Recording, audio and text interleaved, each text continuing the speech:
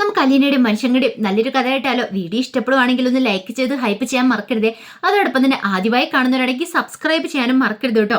അതിനുമ്പ് ഒരു കാര്യം പറഞ്ഞോട്ടെ, വരാൻ പോകുന്ന ദിവസത്തെ അലീനയുടെയും മനുഷ്യങ്ങളുടെയും കഥകളൊക്കെ ഞാൻ മാമ്പഴം എന്ന എൻ്റെ ചാനലത്തെ എല്ലാ ദിവസവും ഉച്ചയ്ക്ക് അപ്ലോഡ് ചെയ്യുന്നുണ്ട് കേട്ടോ. കാണാൻ താല്പര്യമുള്ളവർ കയറി കാണാൻ ശ്രമിക്കണം കേട്ടോ. അങ്ങനെ നമ്മൾ കാണുന്ന ഒടുവിൽ അലീന ശരണ്യയോട് കാര്യങ്ങളൊക്കെ സംസാരിക്കണം. താൻ പോയാലും ഇനി നീ വിഷമിക്കൊന്നും വേണ്ട, നിന്റെ കാര്യങ്ങളൊക്കെ നോക്കാനായിട്ട് അച്ഛനുണ്ട്. പിന്നെ രോഹിത് ഇടയ്ക്ക് വന്ന് നിന്നെ കണ്ടോളും. പിന്നെ പണത്തിന്റെ കാര്യങ്ങളൊക്കെ അവർ നോക്കിക്കോളും എന്ന് പറഞ്ഞു. എന്നാലും ചേച്ചി ഉള്ളതുപോലെ ആവില്ലല്ലോ. അതെ, എനിക്ക് ജോലിക്ക് പോകാതിരിക്കാൻ പറ്റില്ലല്ലോ എന്ന് ഞാൻ പറഞ്ഞല്ലോ. അവിടെ ചെന്നൊന്ന് സെറ്റ് ആവട്ടെ, അതിനുശേഷം ഞാൻ വിളിക്കാം. പിന്നെ ഇടയ്ക്ക് കാണാനും വരാനേ. വീട്ടിൽ വരണ സമയത്ത് നിന്നെ കാണാതെ ഞാൻ പോകുമോ? നിന്റെ ഏറ്റവും വലിയ ആഗ്രഹം എന്തായിരുന്നു? പഠിച്ചൊരു ഡോക്ടറാണെന്ന് ഉള്ളതല്ലായിരുന്നോ? നന്നായിട്ട് പഠിക്കണം, പഠിച്ച എൻട്രൻസ് ഒക്കെ പാസ്സായി മെറിറ്റ് തന്നെ കയറണം. അത് കേട്ടപ്പം ശരണ്യ പറഞ്ഞു, ഞാൻ നന്നായിട്ട് പഠിക്കും ചേച്ചി, എനിക്കറിയാം. ഞാൻ ചേച്ചിനോടടുത്തും തോൽപ്പിക്കില്ല എന്ന് പറഞ്ഞു. അങ്ങനെ വേണം മിടുക്കി കുട്ടി, ഇങ്ങനെ തന്നെ മുന്നോട്ട് പോകണം. ഇതാണ് ഞാനും ആഗ്രഹിക്കുന്നത്. ഒരിക്കലും ആരുടെ മുന്നിൽ നമ്മൾ തല താഴ്ത്തരുതെന്ന് പറഞ്ഞു. അങ്ങനെ ശരണ്യക്ക് വേണ്ടുന്ന ധൈര്യമൊക്കെ കൊടുത്തു. അപ്പോഴേക്കും അവിടേക്ക് ശ്രീലത വന്നു. ശ്രീലത വന്നിട്ട് പറഞ്ഞു, മോളെ നീ എന്നാ പോകുന്നതെന്ന് ചോദിച്ചു. നാളെ തന്നെ പോകുക ആൻറ്റി എന്ന് പറഞ്ഞു. നിനക്ക് തന്നുവിടാനായിട്ടൊന്നും ഇല്ലോന്ന് പറഞ്ഞു. അതെ, എനിക്കൊന്നും തരണ്ടെന്ന് പറഞ്ഞു. നിങ്ങളുടെ ഈ സ്നേഹം മാത്രം മതി, ഞാൻ അത്ര മാത്രം ആഗ്രഹിക്കുന്നുള്ളൂ. അല്ലാതെ ഒന്നിനും വേണ്ടിയിട്ടല്ല ഞാൻ ഇങ്ങോട്ടേക്ക് വന്നേ. എല്ലാവരോടും ഒന്ന് യാത്ര പറയണമെന്ന് പറഞ്ഞു. അപ്പോഴേക്കും പ്രഭാകരൻ അങ്ങോട്ടേക്ക് വന്നു. പ്രഭാകരൻ വന്നപ്പം അലീന വന്ന കാര്യമൊക്കെ ശ്രീലത പോയി പറഞ്ഞു. പ്രഭാകരൻ വന്ന് അലീനയോട് സംസാരിക്കുന്നുണ്ട്. എവിടേക്കാ പോകുന്നത് എന്താന്നൊക്കെ. പിന്നീട് പ്രഭാകരൻ പറഞ്ഞു, മോൾ ഇവിടെ ഉണ്ടായിരുന്നെങ്കിൽ ഞങ്ങൾക്കൊരു ധൈര്യമായിരുന്നു. ഒന്നുമല്ലേലും എൻ്റെ മോൾക്കൊരാപത്ത് വന്നു കഴിഞ്ഞപ്പം അവിടെ നിന്ന് എൻ്റെ മോളെ കൈ പിടിച്ച് കയറ്റിയത് നീയാണല്ലോ. ആദ്യമൊക്കെ എനിക്ക് നിന്നോട് നല്ല ദേഷ്യമായിരുന്നു. പക്ഷെ പിന്നെ മനസ്സിലായി, നീ ഇല്ലായിരുന്നെങ്കിൽ ഇന്ന് ഈ കുടുംബം ഇങ്ങനെ നല്ല രീതിയിൽ മുന്നോട്ട് പോകത്തില്ലായിരുന്നു പറഞ്ഞു. അലീന പറഞ്ഞു, അതൊന്നും ഓർത്ത് അച്ഛൻ വിഷമിക്കൊന്നും വേണ്ട. നല്ല രീതിയിൽ തന്നെ ഇനിയും കുടുംബം മുന്നോട്ട് പോകും. ദേ മോളുടെ ആഗ്രഹം പോലെ തന്നെ അവൾ പഠിച്ച് നല്ല ഡോക്ടറാവും. അച്ഛൻ്റെ അമ്മയുടെയും കഷ്ടപ്പാടുകളൊക്കെ മാറുമെന്ന് പറഞ്ഞു. അപ്പോഴേക്ക് ശ്രീലത കണ്ണു തുടയ്ക്കുവാണ്. പിന്നീട് അലീന പോകുന്ന സമയത്ത് അലീനയെ ചേർത്ത് പിടിക്കുന്നുണ്ട്. ശരണ്യൊക്കെ കെട്ടിപ്പിടിച്ച് ഉമ്മയെ കൊടുത്തിട്ടാണ് അലീന അവിടെ നിന്ന് ഇറങ്ങണേ. അലീന ഇറങ്ങുമ്പോഴത്തേനും അവർക്കൊക്കെ നല്ല സങ്കടം ഉണ്ടായിരുന്നു. പിന്നെ അലീന പോകുന്നതിന് മുമ്പ് ഓട്ടോക്കാരൻ ഷാജിയുടെ വീടിൻ്റെ അവിടെ കയറുന്നുണ്ട്. കാരണം തന്നെ മരണത്തിൽ നിന്ന് രക്ഷിച്ച ആളാ. താനിപ്പോൾ ജീവനോടെ ഇരിക്കാൻ കാരണം അയാളാണ്. അങ്ങനെ ചെല്ലുമ്പോഴത്തേനും ഷാജി ഓട്ടോറിക്ഷ കഴുകിക്കൊണ്ട് മുറ്റത്ത് തന്നെ ഉണ്ടായിരുന്നു. അലീനയെ കണ്ട് പറഞ്ഞു, ആഹാ ഇതാരാ അലീനയോ? എന്ത് പറ്റി ഈ വഴിയൊക്കെ? ഞാൻ കരുതി വീടൊക്കെ മറന്നുപോയി കാണുമായിരിക്കുന്നു. അങ്ങനെ അങ്ങോട്ട് മറക്കാൻ പറ്റുന്നതാണോ ഷായി ചേട്ടാ? എൻ്റെ ജീവൻ രക്ഷിച്ച ആളല്ലേ. ഞാനിപ്പോൾ ജീവനോടെ ഇരിക്കുന്ന പോലും ഷായി ചേട്ടൻ ഉള്ളതുകൊണ്ടാന്ന് പറഞ്ഞു. ഞാൻ കരുതി എന്നെയൊക്കെ മറന്നു കാണുമെന്ന്. പിന്നീട് അകത്തേക്ക് നോക്കിയിട്ട് അമ്മേ ധാരാ വന്നിരിക്കണം നോക്കാൻ പറഞ്ഞു. അപ്പോഴേക്കും ഷാജിയുടെ അമ്മയും അനുജിത്തിയും കൂടെ ഇറങ്ങി വന്നു. ഇതാരാ അലീന മോളെ? ബാ കയറി വാ. ഇല്ല അതേ സമയം ഇത് സംസാരിക്കാൻ സമയമില്ലെന്ന് പറഞ്ഞു. എന്താ മോളെ എന്തേലും വിശേഷിച്ചുണ്ടോയെന്ന് ചോദിച്ചു. അതെ ഞാൻ പോകുമെന്ന് പറഞ്ഞു. പോകുമെന്ന് എങ്ങോട്ട്? പെട്ടെന്ന് ഷാജി ഓട്ടോറിക്ഷ കഴുകുന്നൊക്കെ നിർത്തിയിട്ട് അകത്തേക്ക് അങ്ങോട്ട് കയറി സിറ്റ് ഔട്ടിലേക്ക് കയറി വരുവാണ്. അത് എൻ്റെ അവിടുത്തെ ജോലി മതിയാക്കി. മതിയാക്കിയോ? അതെന്തു പറ്റി?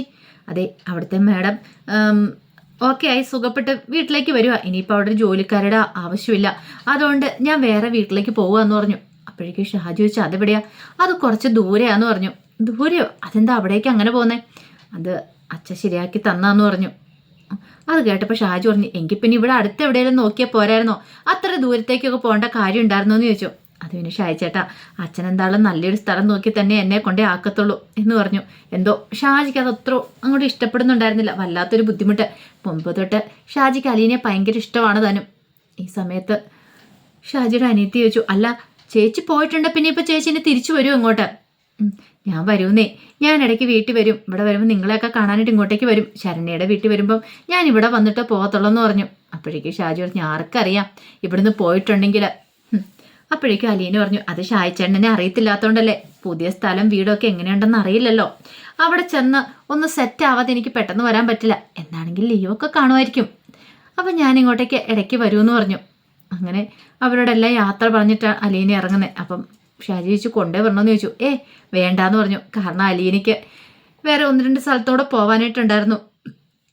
അതിൽ പ്രധാനപ്പെട്ട സ്ഥലം കടപ്പാട്ട് വീടല്ല, കൊല്ലപ്പള്ളി വീടായിരുന്നു. വൈജയന്തിയെ കാണണം, യാത്ര പറയണം. മനുവേടന് എല്ലാവരെയും കണ്ട് യാത്ര പറയണം. അപ്പം ഇന്നലെ വിശേഷത്തിൽ ഞാൻ പറഞ്ഞിട്ടുണ്ടായിരുന്നു, ഒടുവിൽ വൈജയന്തിയുടെ അടുത്ത് ചെല്ലുന്ന വൈജയന്തിയെ കണ്ട് യാത്ര പറയുന്ന രംഗങ്ങളൊക്കെ. കാരണം അലീനയ്ക്ക് ഒടുവിൽ തുറന്നു പറയേണ്ടതായിട്ട് വരുന്നുണ്ട്. ചില സാഹചര്യങ്ങളൊക്കെ ഉണ്ടായിട്ടുണ്ട്. നിങ്ങളെ ഞാൻ എൻ്റെ അമ്മയെപ്പോലെ കണ്ടിരിക്കുന്നത്. അത് മാത്രമല്ല വളരെ മോശമായ രീതിയിൽ അലീനയെക്കുറിച്ച് വൈജയന്തി പറയുന്നത്. അപ്പം അലീനയ്ക്ക് പ്രതികരിക്കേണ്ടതായിട്ട് വന്നു. 10-22 വർഷം ആഗ്രഹം ജീവിച്ചല്ലേ ആ ജീവിതത്തെക്കുറിച്ച്, അല്ല 22 വർഷം മുമ്പ് ആഗ്രഹം ജീവിച്ചല്ലേ ആ ജീവിതത്തെക്കുറിച്ച് മേഡം മറന്നു പോവരുതെന്നൊക്കെ. അതൊക്കെ വൈജയന്തി വല്ലാത്തൊരു സ്ഫോടനമാണ് ഉണ്ടാക്കുന്നത്. വൈജയന്തി ഒരിക്കലും പ്രതീക്ഷിച്ചില്ല അലീന ഇങ്ങനെയൊക്കെ പറയുന്നു. ഈ സമയത്ത് കൃഷ്ണമോളൊക്കെ സ്കൂൾ വിട്ട് വന്നിട്ടുണ്ടായിരുന്നു. വന്നു കഴിഞ്ഞപ്പം അലീന ഇല്ല.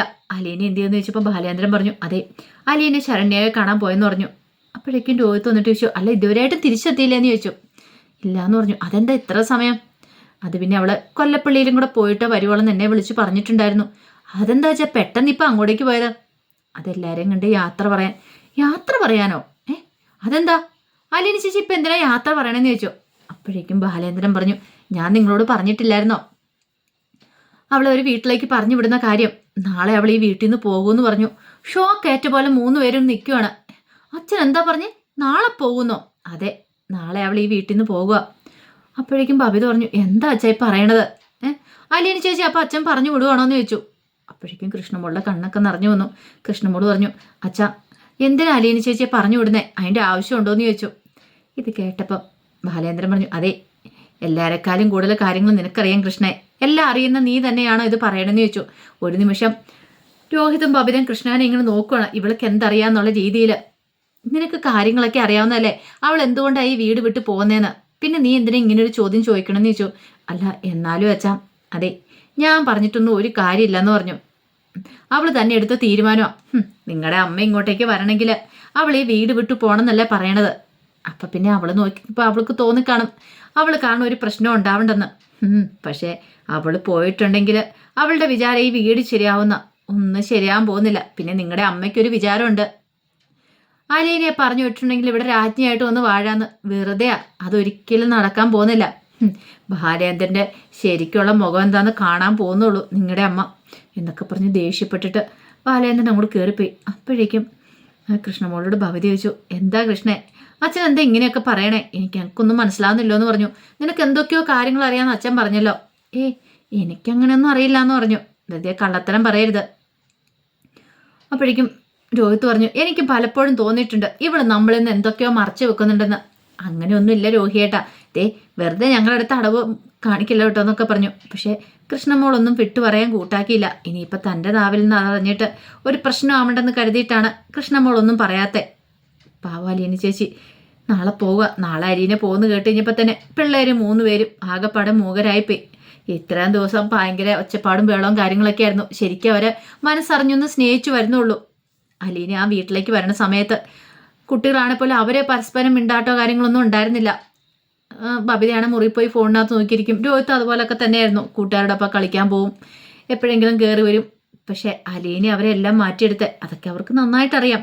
അപ്പം അതിൻ്റെതായ ബുദ്ധിമുട്ടും കാര്യങ്ങളൊക്കെ അവർക്കുണ്ടായിരുന്നതിനും ഈ സമയത്ത് അലീന മനുഷ്യങ്കരോട് യാത്ര ചോദിക്കുന്നുണ്ട്. അതൊരു വല്ലാത്തൊരു ബുദ്ധിമുട്ട് തന്നെയായിരുന്നു മനുവിന്. കാരണം മനുവിന് ഒട്ടും ഉൾക്കൊള്ളാൻ പറ്റുന്നുണ്ടായിരുന്നില്ല അലീനയുടെ വേർപാടെന്ന് പറഞ്ഞാൽ. അലീന പോയിട്ടുണ്ടെങ്കിൽ എങ്ങനെയാവും?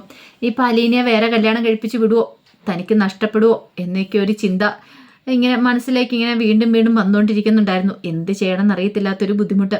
ഇനി ഇവള് പോയിട്ടുണ്ടെങ്കിൽ ഇവളിനി ഇങ്ങോട്ടേക്ക് മടങ്ങി വരത്തില്ലേ? ഇനിയിപ്പോൾ എങ്ങോട്ടാ പോകുന്നത് എന്താണെന്നും അറിയത്തില്ല. അങ്കിളൊരു കാര്യം പറഞ്ഞിട്ടുണ്ടായിരുന്നു കുളത്തൂപ്പുഴയ്ക്കാന്ന്. ഇനിയിപ്പോൾ സ്വന്തം അച്ഛൻ്റെ അടുത്തേക്ക് തന്നെയാണോ പറഞ്ഞു വിടുന്നത്? അതിപ്പോൾ ചോദിക്കാൻ പറ്റില്ലല്ലോ അലീനയോട്. അതുകൊണ്ട് അതിനെക്കുറിച്ചും കൂടുതലൊന്നും ചോദിച്ചിട്ടില്ല.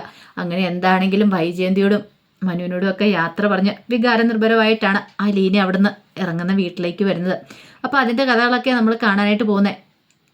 ഇനിയിപ്പോൾ അലീന ഒരു ദിവസം അവിടെ കഴിഞ്ഞ കടപ്പാട്ടൊരു വീട്ടിൽ നിന്ന് പോവുകയാണ് സ്വന്തം അച്ഛൻ്റെ അരിയിലേക്കെന്ന് അറിയാതെയാണ് അലീന അവിടെ നിന്ന് ഇറങ്ങുന്നെങ്കിലും അലീന പിന്നീട് ആ സത്യങ്ങളൊക്കെ അറിയുന്നുണ്ട്.